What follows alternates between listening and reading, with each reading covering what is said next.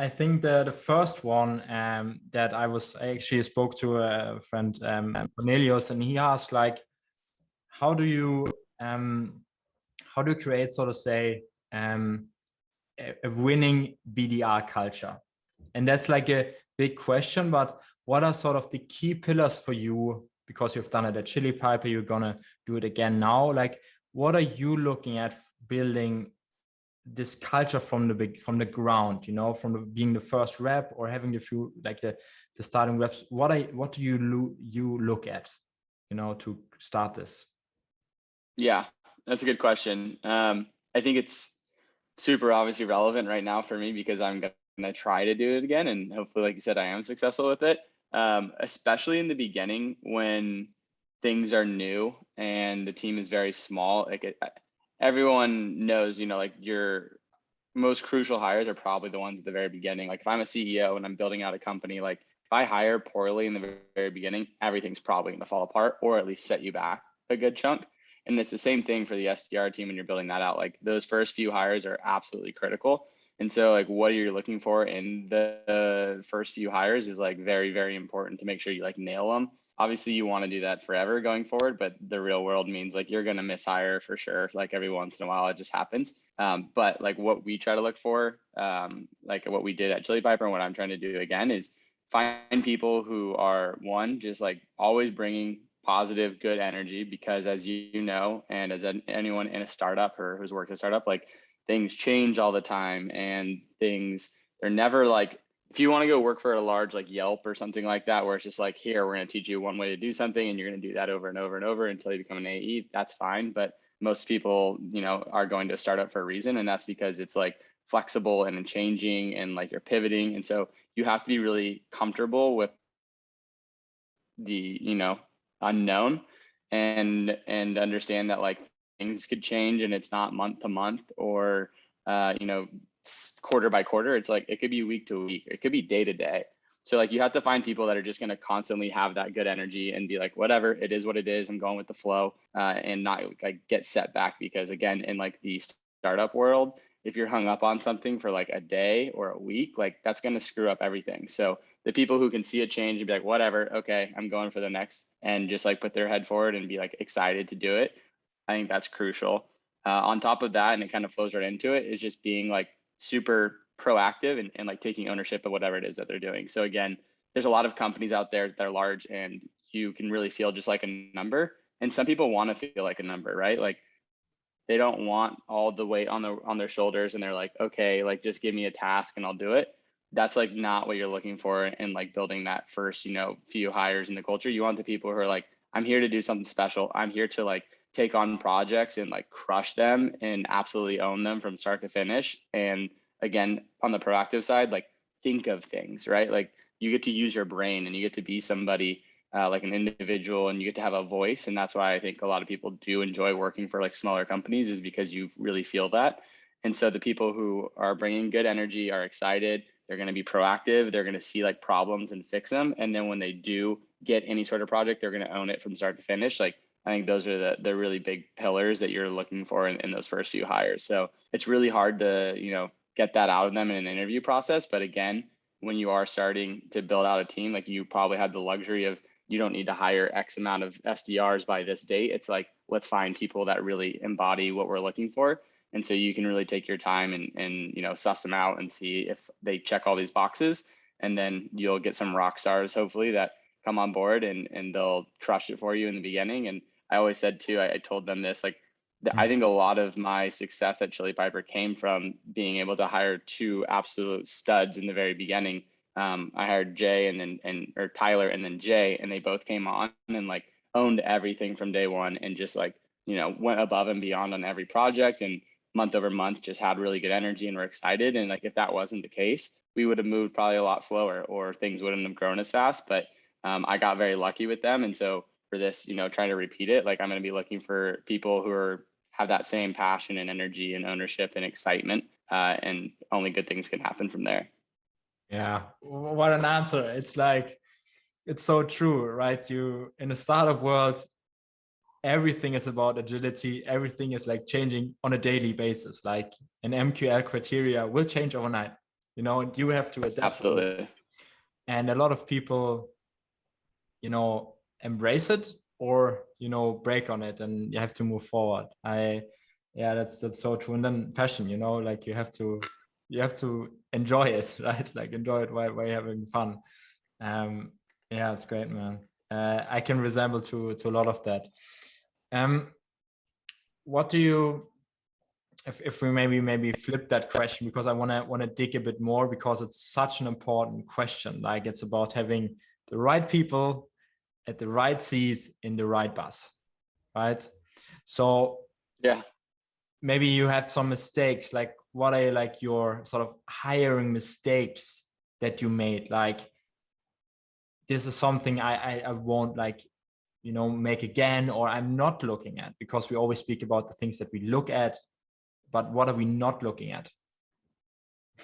Yeah, that's a really good question. I've I've always said, and it's funny because like I never been in recruiting, but I feel like we did a lot of hiring at Chili Piper, so I like understand a little bit of it. I'm not an expert, and I wouldn't even you know, come close to being that. But if you could figure out how to like never miss on a hire, you would probably be like a billionaire, because it's such a hard thing to do.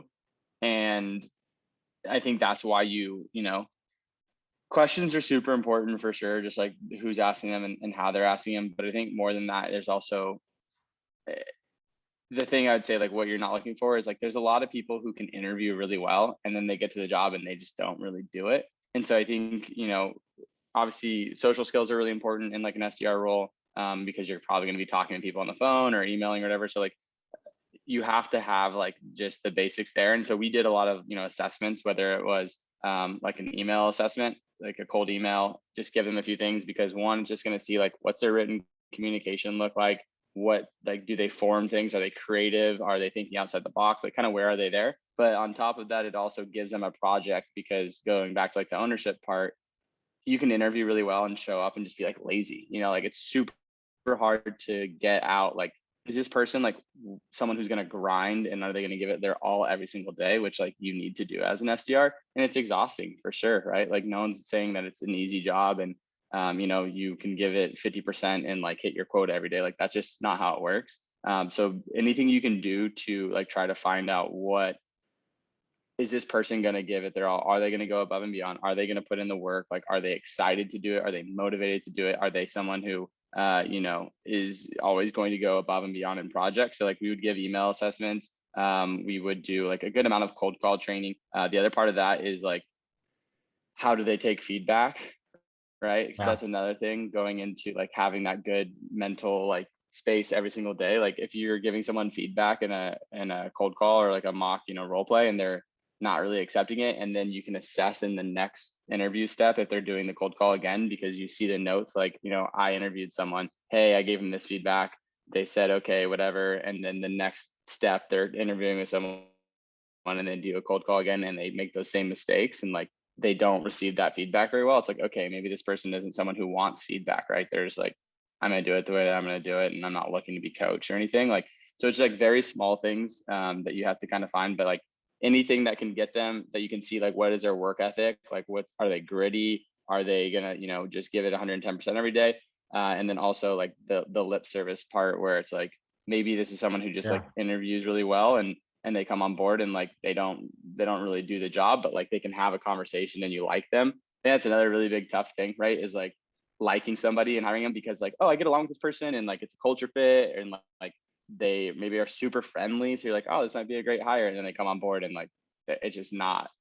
And so I think you also have to kind of get past to like, you know, this might be a really great person and they seem friendly and everything, but it's like it still isn't a right fit. And on the other side of that, like, not to loop Tyler back in again, but I remember we also used to do a video step in the beginning. So it'd be like, you know, why do you want to work here?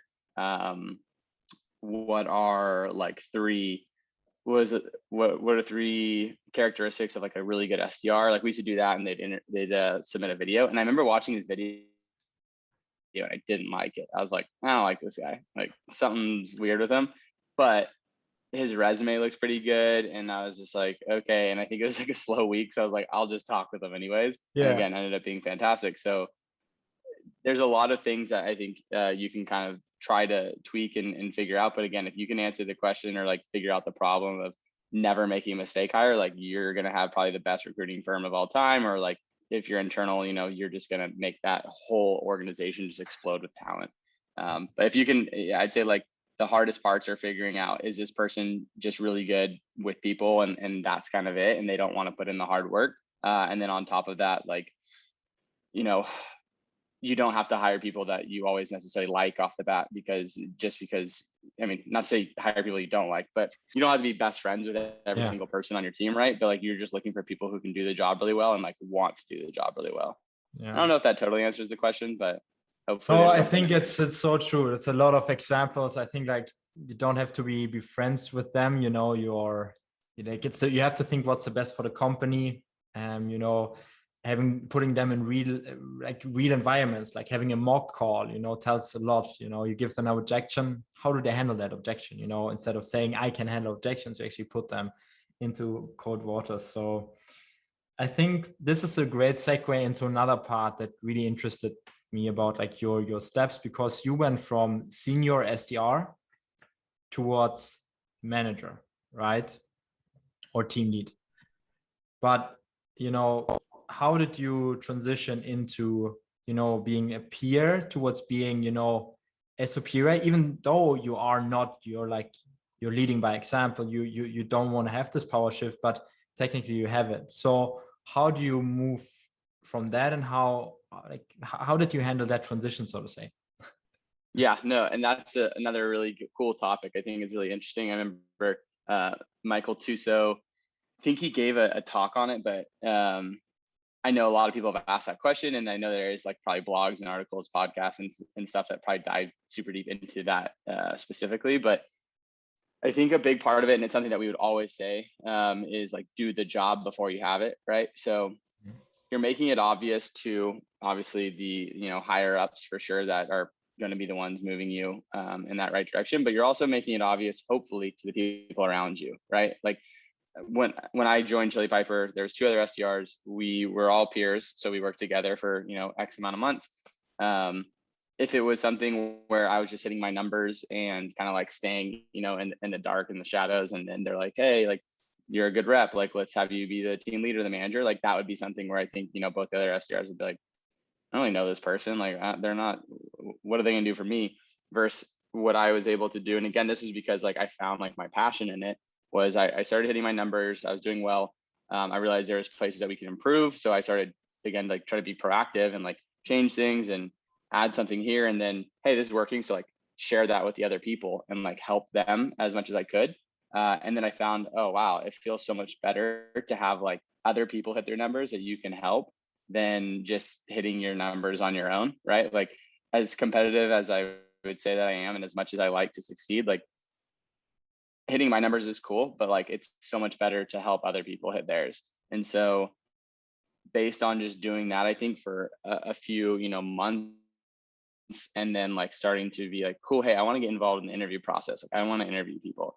Cool, I want to like help hire people. Oh, there's a new hire. Like I want to help train them and onboard them, all before you even become like the team lead or the manager. I think it just, again, paints that big picture. And so when that time does come that you move into that role, rather than the other people that have, you know, been your colleagues looking at you be like, I'm not going to take direction from you. It's like, like that makes sense. I get it. You know, like it's not something that I have any problems with. Like they've been doing this already for a few, you know, months or whatever the time frame is. And so you're making it like a no-brainer, obviously, for like the managers above you and directors and CEO and et cetera. But the people that are there with you are like, yeah, like this person is putting in the extra work and they're being helpful. So like it's not a big surprise. And then again, at the end of the day, if like they don't want to buy into that, like that's almost on them. You know, it's like, hey, like I'm here to help everybody. Like I'm on your team. I want to make sure that you're doing better. If like they're like, well, you used to be my colleague and now you're my manager, like, okay, like I'm still the same person. I'm still here to try to help you. It's just I have a different title. Like that's kind of it. Obviously it can totally backfire. I think there's the people out there who they get that role and they immediately just start barking orders at people. And so like hopefully no one does that. But I think it's just the way that you approach it. And again, by doing the job before you have it, like you're building like validation and legitimacy, like for everyone around you, above you, next to you. So But it's a very interesting topic for sure, because it can be done very poorly, it can be done very well, and then at the end of the day, it's like it's gonna continue to happen, and people hopefully are excited for you and understand like why that decision was made. That's great. You have to tell me when you have a hard stop, right? I don't want to like. Yeah, I have like 5 or 6 more minutes, so we're good. Then we have to run a bit. We got the peer questions. We got like trades. We got the recruit. So big one. How do you scale a BDR team? Yeah, that's a great question. I think there's a lot of really good resources out there. At the same time, it's one of those things where like I think the more simple that you make it, the more successful you're going to be. Like if you try to make it really complicated, there's a lot of pieces in there and a lot of gears that could possibly break, or like something goes wrong. So like the more simple it is, probably the better off you are. And by like, how do you scale? It's like, make sure your hiring is down, right? Like, again, you can be much more picky in the early days when you're not trying to hit X by, X date, but you still need to have like a very specific process that is repeatable, it's scalable, it's not something that's going to take too many resources or too much of your time. So like, get that down, right? So cool, I know how to hire people. We're going to be extra picky right now, but we have something that like, say we need to crank this up and start hiring a specific number, we can do it with our current process. Next, make sure that you have your workflow down and it's very efficient. So like everyone that's on board can pick it up quickly, which I'm going to also tie in with like your onboarding. Like make sure your onboarding is super tight. The other thing about onboarding though is like that's something that's always living and breathing and needs to be updated constantly. Whether again, back to just pivoting and changing all the time as a startup, like things change all the time. You got to make sure your onboarding material is like up to date. So as tight as that can be and as simple, and the more complex and confusing you make things, like it's just, that's not scalable, and that's not something that you want to, have other new hires experience. So like make sure that that's super tight. And then you have, again, like a workflow or a process that is repeatable, and it's not something that, you need a rocket scientist to figure out. Like I used to make the joke, it sounds really messed up maybe, but I used to always say like I tell everyone like, it's going to take some time, right? Like to learn the workflow, to learn our tech stack, to learn the space, but at the same time, like just get better, a little better each and every day. Like that's all that really matters when you're onboarding. But I would say like the job, once you have it down, like it's not super difficult. And like, I was like, my like 10-year-old niece, I could probably like get her to figure out how to do the job. And other than like cold calling someone and being like, are you a 10-year-old little girl? Like, I think she could book some meetings. So I would say like, just keep it as simple as possible and straightforward as possible so that a 10-year-old can come in and be like, okay, like I can do this job. So like make it very simple and not like, some bizarre science equation every single day.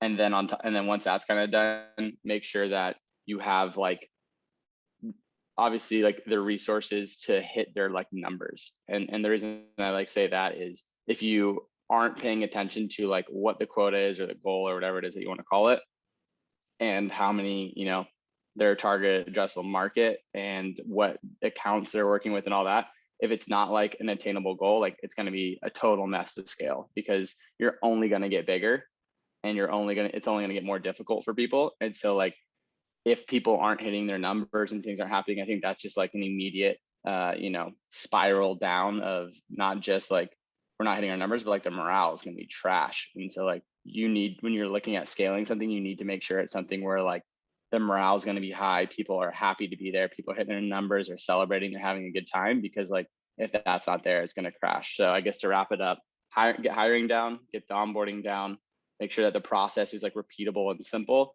and then make sure that your numbers all add up to like the bigger picture to make sense. And that way people are, succeeding in their role and they're having fun while doing it. And then the cycle can kind of repeat, because then they're going to tell all their friends, they're going to tell other people who are going to come in and apply and hopefully be great SDRs. 101. That's perfect.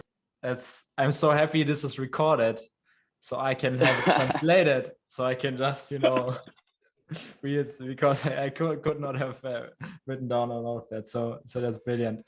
Do we have time for one last question, or do you have to run? Yes. No, let's do one last question, and then I'm going to go back to getting my bachelor's degree in finance, which is what I feel like I'm doing right now. In finance, oh no. So it's been fantastic for me. I've been just, in awe. The last question that I spoke to Ashley about is that for you, one of the key pillars is creating the culture of help, right? We're here to help out each other. Why do you think that is so important, and how do you create that within the team? Because it's very competitive. Yeah, I love that. So I think the way that I know that in the past there was always that conversation of, like sales, again, yeah, super competitive, and so it's like, oh, salespeople are like self-centered and they only care about their goals and things like that.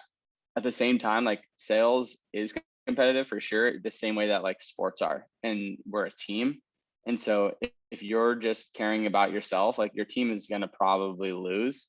If your team cares about each other and is helping each other, the team is going to win. And like the team is what matters, right? So like we'd always say, if you hit your quota every month, but the team's quota is never reached, and like the company's numbers aren't reached, like you're losing. It's the same thing as in basketball. If you score 60 points but your team loses, you still lost. Like I don't really care how well you did as an individual.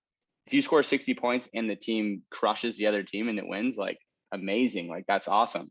So it's a team sport, and when there's collaboration and there's trust and like you care about each other, I think you're going to do much better, like in general, just in life, right? Like if I trust you, we're immediately going to work better together. If we work better together, we're probably going to do better as individuals and as a team. So like the more collaborative that things are and the more that people are helping each other, I think it's just like, again, also creates that like, avalanche of everyone seeing like, well, like this is how you do well in this role, is you help each other and you're collaborative and you share what's working, what's not. And again, it's because back to the startup world or just anything in general, if you're helping each other, the team is going to be doing better. If the team's doing better, especially in sales, the company's going to be doing better. And it's the rising tide, lifts all ships. So like, do you want to be a good A player on like a D team, and you're just, not helping anyone and you're not sharing what's working and stuff? Like that's not going to really get you anywhere, right? Like what's going to get you somewhere, even if you're an average player on a really good team, is that like then other people are going to take notice of you. You're going to be like, seen, whether it's like for new job opportunities or just like you're going to be a part of a really good company that's crushing it. So I think as people understand like the big picture of like this is a team sport, and the more collaborative that we are, we're going to win together.